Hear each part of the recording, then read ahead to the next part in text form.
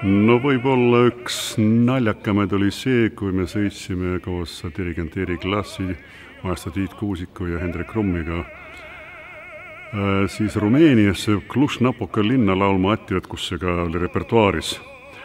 Aga kuna Attila on ungarlaste jaoks nii püha ja ajalooline isik, et teda niisama lihtsalt noaga ei saa ära tappa, olgugi see ooperis ette nähtud, siis ma jäin 2 korral ellu.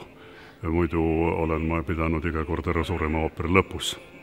Nii et see oli iseenesest väga naljakas, et nüüd Verdi teost ümber teha ungarlaste traditsioone säilitades ja säästes.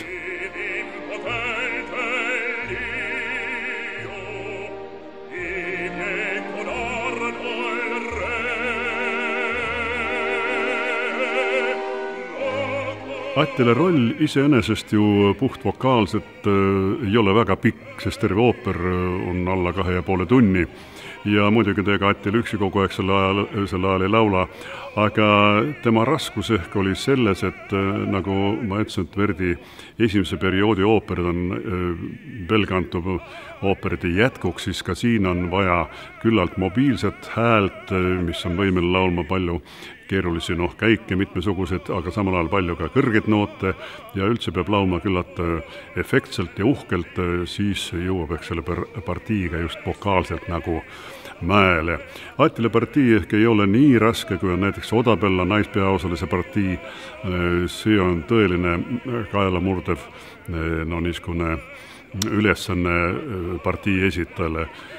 Eetsiuse partii on ehk mitte nii efektne kui Attila partii, aga tal on üks väga oluline lause, mis oli Verdile väga vajalik sellel ajal ooperisse sisse panna, et võta kogu maailm, kuid jätta Itaalia mulle. See on üks niisugune tähtis lause, mida iga itaaliane sellel ajal teadis ja kõrvus seda omale hoidis, samuti nagu ka 2 aastat varem kirjutatud Orjade koor Nabucos.